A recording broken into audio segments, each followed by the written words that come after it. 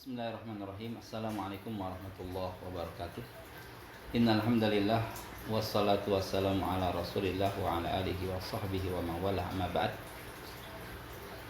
Hadirin rahimakumullah, insyaallah di kesempatan kali ini kita akan membahas tentang keutamaan-keutamaan di bulan Ramadan. Sebelumnya kita akan mencoba menggali sedikit tentang fikih ringkas yang berkaitan dengan Ramadan. Yang pertama, bahwa puasa Ramadan itu wajib dilaksanakan ketika ada seorang muslim yang baligh, yang berakal, melihat hilal, atau dengan genapnya bulan Sya'ban 30 hari. Allah Subhanahu wa taala berfirman tentang kewajiban puasa di dalam surat Al-Baqarah ayat 183. A'udzubillahi minasyaitonirrajim. Bismillahirrahmanirrahim. Ya ayyuhalladzina amanu kutiba alaikumusiyam. Wahai orang-orang yang beriman, diwajibkan atas kalian berpuasa. Kata kutiba alaikumusiyam ini artinya wujiba alaikum atau furidha alaikum. Diwajibkan, difardukan. Maka dari sini para ulama mengatakan bahwa saum Ramadan itu hukumnya wajib. Dan Rasulullah SAW juga pernah bersabda, buniyal Islamu ala khamsin, syahadati an la ilaha illallah wa anna Muhammadar Rasulullah, wa iqamis salah, wa ita'iz zakah, wa saumi Ramadan, wa hajjil bait. Bahwa Islam itu didirikan di atas 5 dasar. Yang pertama, syahadatain, kesaksian bahwa tidak ada ilah yang berhak disembah kecuali Allah, juga kesaksian bahwa Rasul kita Muhammad SAW adalah utusan Allah. Yang kedua, mendirikan salat. Yang ketiga, menunaikan zakat. Yang keempat, berpuasa di bulan Ramadan. Yang kelima, menunaikan haji bagi yang mampu. Nah, di sini Rasul secara jelas mengatakan bahwa saum Ramadan itu salah satu rukun di antara rukun-rukun Islam. Dan para ulama pun sudah berijma, sepakat bulat mengatakan bahwa saum Ramadan itu hukumnya adalah wajib. Di dalam Sahih Bukhari, Rasulullah SAW pun bersabda, sumu li ru'yatihi wa aftiru li ru'yatihi. Mulailah kalian berpuasa ketika kalian melihat hilal, dan berbukalah ketika kalian melihat hilal. Ini maknanya kita akan mulai saum Ramadan ketika kita melihat hilal di tanggal 29 Sya'ban. Maka kita akan lihat di tanggal 29 Sya'ban itu kita akan melihat apakah terlihat hilal atau tidak. Kalau terlihat, maka esok harinya adalah puasa. Jika di tanggal 29 tidak terlihat, maka Sya'ban kita genapkan menjadi 30 hari. Juga untuk Idul Fitri, itu kita akan berbuka melaksanakan hari raya Idul Fitri ketika kita melihat hilal di tanggal 29 Ramadan. Jika di tanggal 29 Ramadan kita melihat hilal, maka besok adalah hari raya Idul Fitri. Tetapi ketika di tanggal 29 Ramadan hilal tidak terlihat, maka ya Ramadan digenapkan menjadi 30 hari. Ya, ini sebagaimana lanjutan sabda Rasulullah SAW, fa in ghubbi 'alaikum fa akmilu 'iddata Sya'ban 30. Kalau hilal itu tidak terlihat, entah karena mendung ya atau karena apapun, maka Sya'ban digenapkan menjadi 30 hari. Nah, kemudian perlu diketahui bahwa puasa ini mempunyai rukun ya. Dan rukun puasa ini ada 2. Yang pertama niat, yang kedua menahan diri dari seluruh yang membatalkan puasa. Nah, niat untuk puasa Ramadan itu harus ada sebelum subuh, sebelum fajar. Ini sebagaimana sabda Rasulullah SAW, "Man lam yujmi' as-siyam qabla al-fajri fala siyama lahu." siapa yang tidak mengumpulkan puasa sebelum fajar, maka tidak ada puasa untuknya.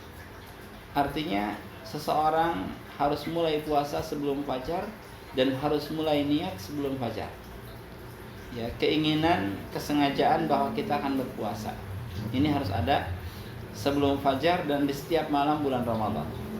Yang kedua, rukun puasa itu yaitu menahan diri dari seluruh yang membatalkan puasa mulai dari fajar sampai maghrib. Ya, jadi batasnya itu adalah waktu fajar, waktu subuh sampai waktu maghrib. Ini batasan puasa. Hal ini sebagaimana firman Allah Subhanahu wa taala, ya Allah berfirman, "A'udzubillahi minasyaitonirrajim wa kulu washrabu." Silahkan makan, silahkan minum hatta yatabayyana lakumul khaytul abyad minal khaytil aswad minal fajr. Sampai jelas datangnya fajar yang membedakan antara gelap dan terang. Ya.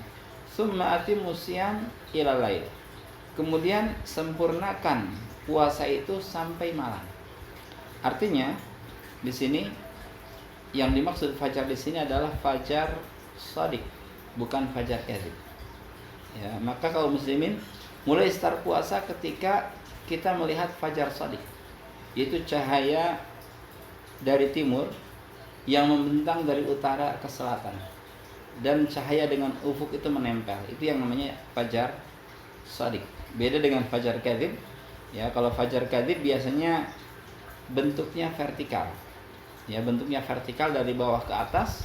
Kemudian di antara cahaya dan ufuk masih ada kegelapan. Itu fajar kadzib atau fajar dusta. Ya. Kita belum berpuasa di situ. Kita akan start puasa ketika fajar shadiq datang atau pas tepat datangnya waktu subuh sampai maghrib. Nah, di antara dua waktu ini kita ya tidak boleh melakukan pembatal puasa. Nah, kemudian pertanyaannya, apa saja pembatal puasa sehingga kita harus menjauhinya? Ya. Para ulama mengatakan bahwa di antara pembatal puasa ya yang paling terkenal itu adalah makan dan minum. Makan dan minum dengan sengaja. Ya, karena kalau tidak sengaja ini tidak membatalkan. Ya. Abu Hurairah radhiyallahu anhu meriwayatkan sebuah hadis bahwa Rasulullah SAW pernah bersabda, "Idza nasiya fa akala wa syariba falyutimma saumahu." Kalau seseorang lupa kemudian dia makan dan minum, maka sempurnakan puasanya, lanjutkan puasanya.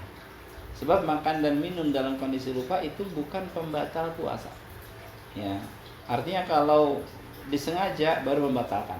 Ketika lupa itu tidak membatalkan. Falyutimma saumahu, sempurnakan puasanya. Fa inna ma at'amahu Allahu wa saqahu.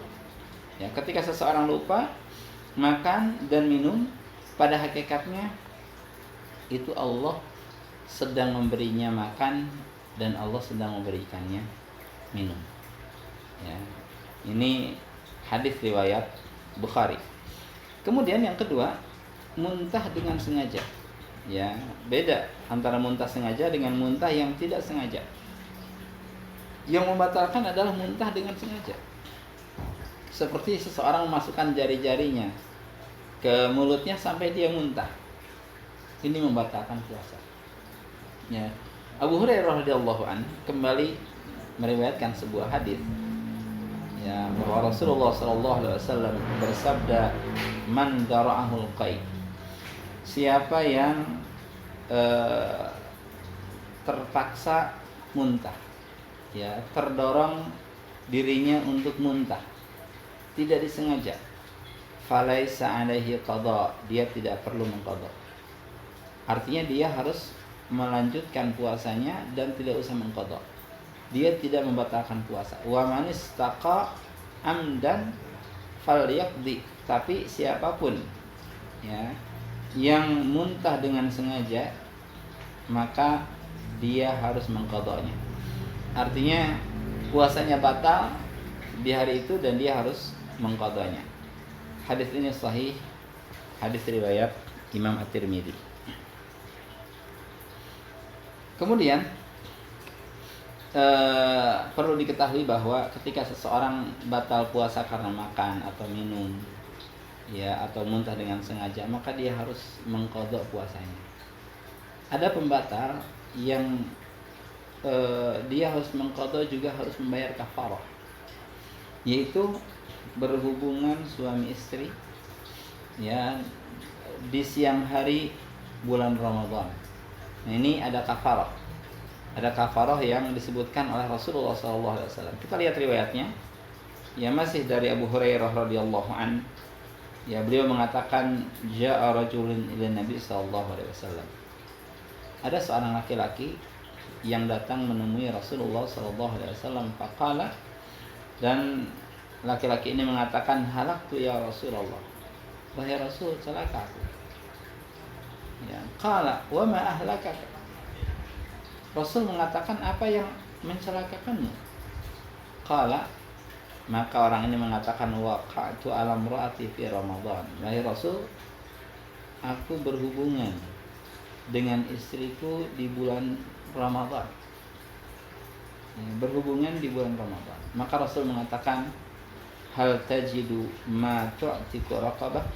Apakah engkau mempunyai seorang budak yang engkau bisa bebaskan? Ini kafarahnya, yaitu membebaskan budak. Qala la. Orang ini mengatakan tidak. Qala hal tastati an tasuma syahraini mutatabi'ain? Apakah engkau mampu berpuasa 2 bulan berturut-turut? Qala la. Dia mengatakan tidak. Ya, tidak sanggup untuk melaksanakan puasa selama 2 bulan berturut-turut tanpa berbuka di antaranya. Ya, dia mengatakan tidak. Qala fa hal tajidu ma tut'imu sittina miskinan? Apakah engkau mempunyai makanan untuk dibagikan kepada 60 orang miskin? Qala la. Beliau pun mengatakan tidak, wahai Rasulullah, aku tidak memiliki makanan. Ya. Kemudian thumma jalasa fa utiya an-nabi sallallahu alaihi wasallam bi araqin fihi tamrun. Ya, orang yang bertanya ini pun duduk.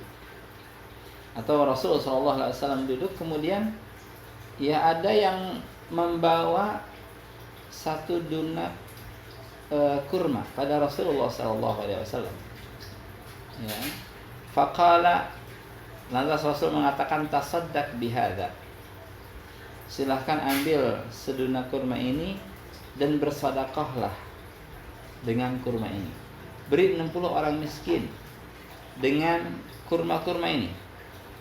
Qala afqara minna fama baina ya labataiha ahlu baitin ahwaj ilaihi minna.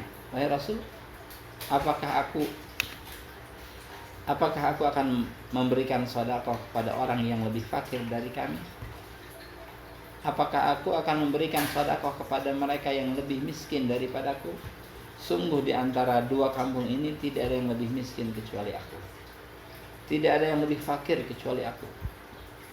Fadhahika Nabi sallallahu alaihi wasallam. Kemudian Nabi sallallahu alaihi wasallam pun tersenyum hatta badat anyabuhu, sampai ya gigi Rasul pun, gigi taring Rasul pun terlihat. Qala idhhab fa'at'imhu ahlaka. Maka Rasul mengatakan, bawa kurma-kurma ini dan silahkan beri makan seluruh keluargamu. Nah, dari sini kita bisa mengambil kesimpulan bahwa orang yang membatalkan puasa dengan berhubungan suami istri di siang hari bulan Ramadan, dia selain harus mengqadha, juga dia harus membayar kafarah. Kafarahnya yang pertama, dia harus membebaskan seorang budak. Ya, kalau dia punya budak, dia harus membebaskan seorang budak. Kalau tidak punya, maka langkah yang kedua yaitu dia harus berpuasa selama 2 bulan berturut-turut. Kemudian jika tidak mampu, maka dia harus ya memberi makan ke 60 orang miskin. Nah, ini kafarah untuk mereka yang berhubungan suami istri di siang hari bulan Ramadan. Nah, kemudian Selanjutnya ada pembatal yang paling buruk ya, yang akan membatalkan puasa, yaitu murtad. Nah, murtad atau keluar dari agama Islam ini membatalkan puasa. Bahkan bukan hanya puasa, tapi seluruh amal saleh, keislamannya, keimanannya yang selama ini dipupuk itu menjadi runtuh, menjadi gugur dikarenakan kemurtadan, wal'iyadzubillah. Kemudian selanjutnya yaitu tentang hal apa saja yang disunnahkan ketika berpuasa. Nah, ini pun harus diketahui oleh kita semuanya. Yang pertama yang disunnahkan ketika berpuasa yaitu menyegerakan berbuka. Ya, ketika datang waktu maghrib, maka seseorang disunnahkan untuk segera berbuka, tidak menunda-nunda lagi. Ya, dari Sahal Ibnu Sa'id radhiyallahu anhu bahwa Rasulullah sallallahu alaihi wasallam bersabda, la yazalun nasu bi khairin ma ajalul fitra, rawahu Muslim. Seseorang atau umat manusia itu akan senantiasa berada dalam kebaikan selama mereka bergegas berbuka. Ya. Jangan sampai terkena waswasatu syaitan. Jangan sampai terkena godaan dan bisikan setan. Sebab akan ada orang-orang yang dia tergoda dengan bisikan setan, dia tidak menyegerakan berbuka. Ya. Matahari sudah tenggelam, tapi dia masih menahan dari makan dan dari minum. Khawatir kurang sempurna tenggelamnya. Ya, azan sudah berkumandang di mana-mana, dia masih tidak ingin buka dikarenakan khawatir kurang lengkap waktunya. Ya, sampai orang-orang sudah mulai melakukan salat maghrib baru dia mulai berpuasa. Nah, ini keliru. Ya, kita harus senantiasa mempergegas berbuka. La yazalun nasu bi khairin ma ajalul fitra. Manusia akan senantiasa berada dalam keadaan baik selama mereka ya bergegas dalam berbuka. Yang kedua, berbuka dengan rutab. Ya. Jadi mengawali buka puasa itu dengan rutab. Rutab ini adalah kurma yang belum dijemur. Kalau tidak ada rutab, maka boleh dengan tamar atau kurma yang sudah dijemur. Jika tamar dia pun tidak memilikinya, miskin, tidak ada makanan, maka dia boleh berbuka dengan meminum beberapa teguk air putih saja. Kalau ternyata wal'iyadzubillah ya air putih pun tidak ada, maka dia berbuka dengan niat untuk berbuka. Ya.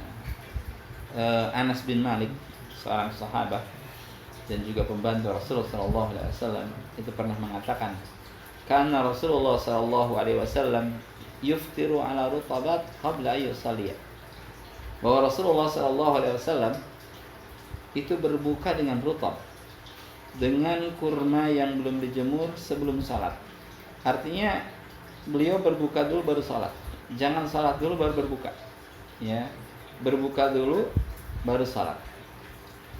Fa illam takun rutabat, jika tidak ada rutab, ya Rasul tidak memiliki rutab, fa ala tamarat, maka Rasul sallallahu alaihi wasallam berbuka dengan tamar, dengan kurma yang sudah dijemur. Nah, ini banyak di pasaran Indonesia. Ya. Fa ala tamarat fa illam takun hasawat min ma, jika tidak ada tamar maka beliau sallallahu alaihi wasallam meneguk beberapa teguk air putih. Nah, ini urutannya, urutan ketika berbuka yaitu rutab, kemudian tamar, kemudian air putih. Hadis ini sahih, diriwayatkan oleh Abu Daud. Kemudian di antara sunnah puasa di bulan Ramadan yaitu makan sahur. Ya, ini termasuk sunnah. Imam Bukhari rahimahullah meriwayatkan bahwa Rasulullah sallallahu alaihi wasallam bersabda, tasahharu fa inna fis sahuri barakah. Makanlah sahur karena makanan sahur itu mengandung keberkahan. Ya. Keberkahan apa saja? Banyak sekali. Pertama, ittiba'ur rasul. Keberkahannya mengikuti Rasul. Rasul makan sahur, kita makan sahur. berkah dalam mengikuti sunnah Rasul. Yang kedua, makan sahur itu ya bisa membantu seseorang untuk beribadah kepada Allah, akan lebih kuat puasanya. Beda orang yang puasa dengan makan sahur dengan orang yang berpuasa tanpa makan sahur. Ya, orang yang berpuasa setelah makan sahur dia akan lebih kuat beribadah kepada Allah. Adapun orang yang berpuasa tanpa makan sahur, dia biasanya lemah puasanya. Ya, lemah puasanya. Ini bentuk keberkahan. Tasaharu fa inna fis sahuri barakah. Makanlah sahur karena makan sahur itu mengandung keberkahan. Nah, yang kedua, yang keempat yaitu mengakhirkan sahur. Tadi makan sahur kemudian mengakhirkannya. Ini termasuk sunnah juga. Tidak sembarang makan, tapi mengakhirkan makan.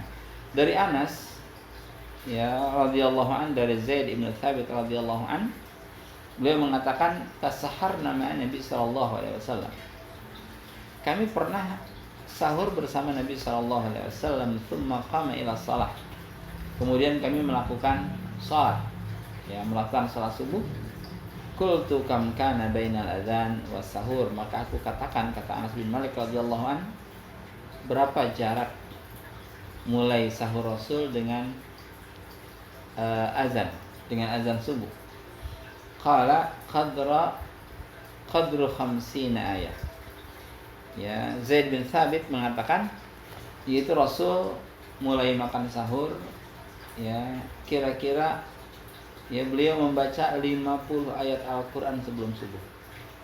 Artinya kalau kita ya membaca 50 ayat Al-Qur'an itu selama 20 menit. Artinya 20 menit sebelum subuh Rasul baru mulai sahur. Ya, 20 menit sebelum subuh. Nah, ini lebih berkah. Beda orang yang sahurnya diakhirkan ya 20 menit sebelum subuh dengan orang yang ya sahur 2 jam sebelum subuh. Ini keberkahannya beda. Ya, orang yang sahur 2 jam sebelum subuh biasanya dia puasanya lebih lama. Anggap orang sahur jam setengah 3. Jam 3 dia sudah ngantuk, maka jam 3 dia mulai puasa. Ya. Kemudian salat subuh pun terkadang tertinggal karena ngantuk, badan berat sekali. Beda dengan orang yang mengakhirkan sahur. 20 menit, 15 menit sebelum subuh dia baru makan sahur, maka ketika datang subuh fisiknya masih segar. Dan dia tepat puasa mulai ketika subuh. Ini keberkahan ketika seseorang mengakhirkan sahur. Nah, kemudian perlu juga diketahui bahwa orang yang tidak bisa melakukan puasa di bulan Ramadan karena uzur syar'i, maka dia boleh mengqadha di hari yang lain. Ya, orang yang tidak bisa melakukan puasa di bulan Ramadan karena uzur syar'i, maka dia boleh berbuka di hari itu dan mengganti di hari yang lain. Apa saja uzur syar'i yang membolehkan seseorang berbuka? Yang pertama, seorang yang safar atau orang yang bepergian jauh, orang yang safar. Kemudian orang yang sakit. Ya, keduanya boleh berbuka. Ya, boleh berbuka kemudian mengganti di hari yang lain. Ya, tentu sakit di sini adalah sakit yang berkaitan dengan puasa. Ya, seperti dia harus minum obat.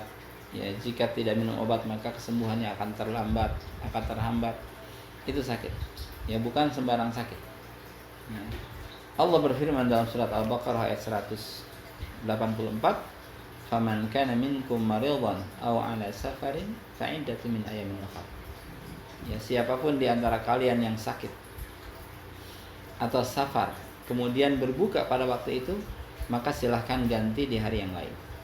Ya, ganti di hari yang lain.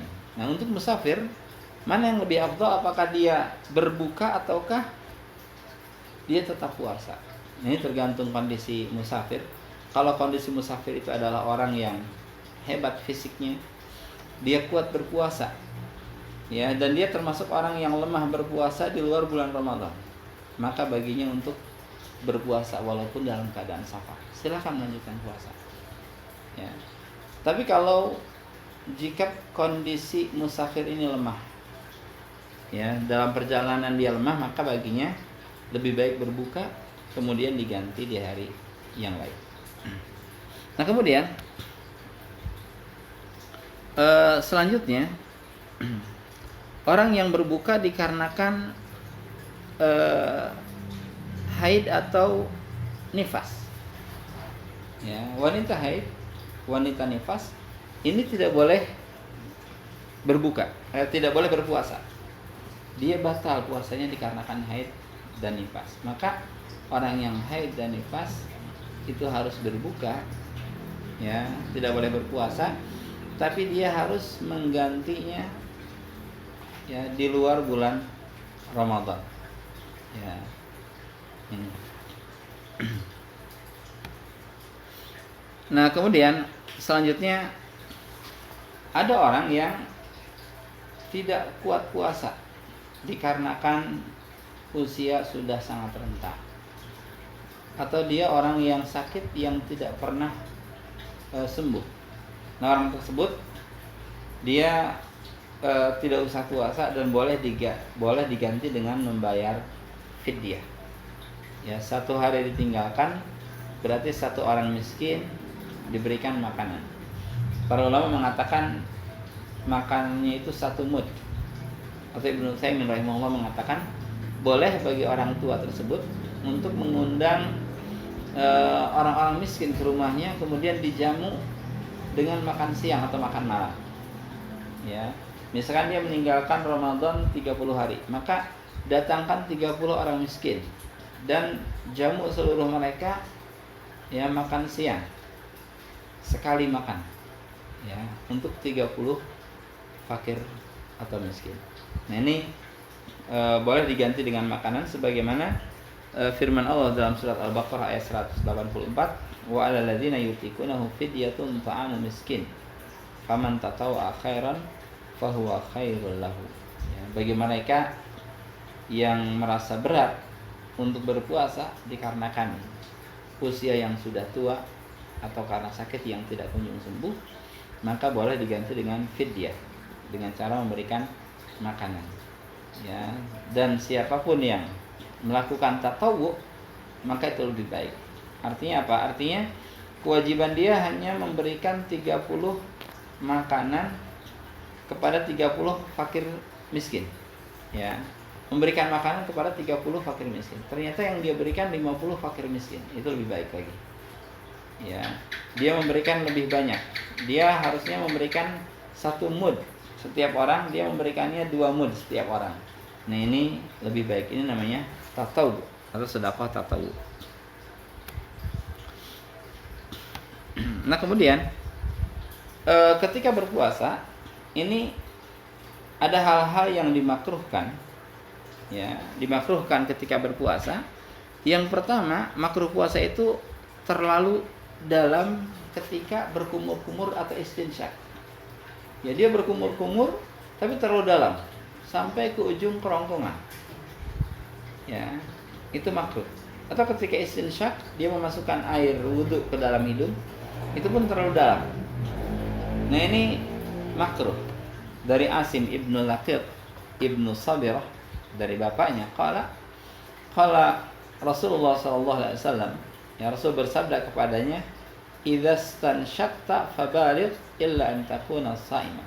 Kalau engkau beristinsyak, masukkan air ke dalam hidung, maka perdalamlah kecuali dalam keadaan puasa. Kalau puasa itu tidak boleh dalam-dalam. Sederhana saja. Ya, maka ini makruh. Ya. Kalau sengaja kemudian tertelan, ya sengaja dia berkumur-kumur sampai tertelan, ini bisa membatalkan puasa. Kemudian terlalu banyak makan dan terlalu banyak minum, ini termasuk hal yang dimakruhkan.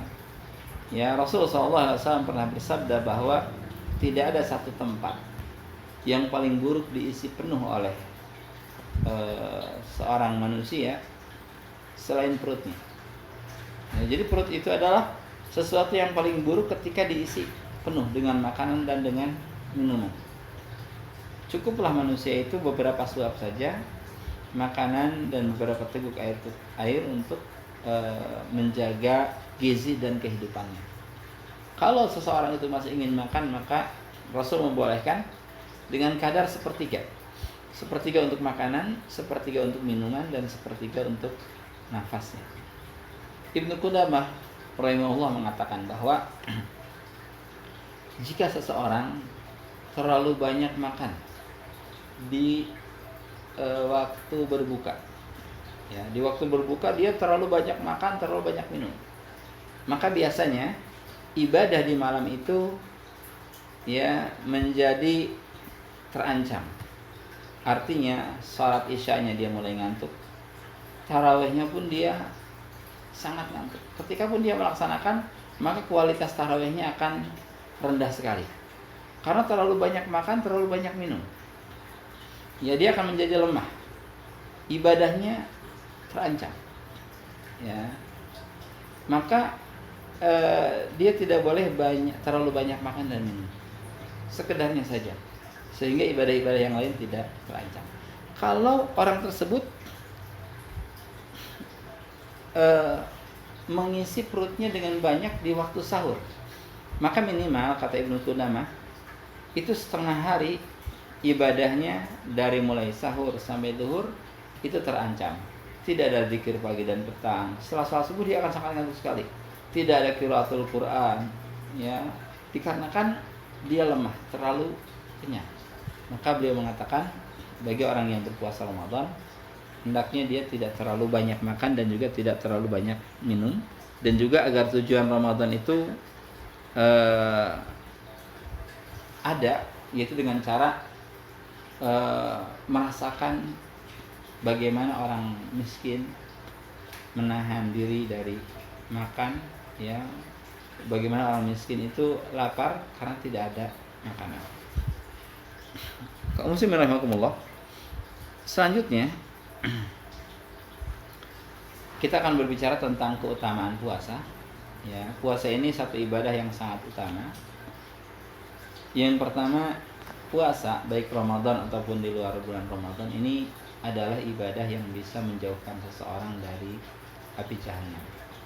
Jadi Rasul bersabda, "Man shama yawman fi sabilillah ba'adallahu wajhahu 'anil nar sab'ina kharifan."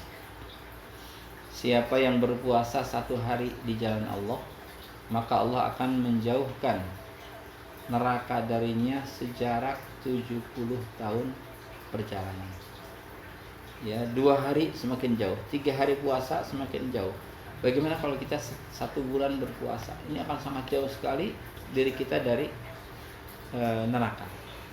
Dan juga ada kekhususan bagi mereka yang pandai puasa. Allah Subhanahu wa taala akan menyediakan sebuah pintu, ya, untuk masuk surga yang namanya pintu Ar-Rayyan. Ya, pintu Rayyan ini adalah sebuah pintu yang akan dimasuki oleh mereka yang rajin berpuasa. Ramadannya puasa, juga puasa-puasa sunnah yang lainnya. Mereka akan mendapatkan pintu itu, pintu Ar-Rayyan. Nah, kemudian di antara keutamaan puasa yang lain, yaitu ibadah saum ini langsung disandarkan kepada Allah Azza wa Jalla. Ya, Allah berfirman dalam hadis kursi, "Kullu amal ibni Adam lahu ila siyam fa innahu li wa ana ajzi bihi." Setiap amalan anak Adam itu untuknya, kecuali siam itu milikku dan aku akan langsung membalasnya. Puasa ini milik Allah, puasa ini untuk Allah, dan Allah yang akan membalasnya. Kenapa dikatakan untuk Allah? Karena puasa ini satu-satunya ibadah yang tidak terdeteksi oleh mata. Ya, jadi tidak ada unsur riya di sana. Tidak ada unsur riya. Sebab puasa ini sifatnya menahan. Beda dengan ibadah yang lain seperti salat, itu ada aksi, ada rukunya, ada sujudnya, ada i'tidalnya. Ya, haji dan umroh, ada tawafnya, ada sa'inya.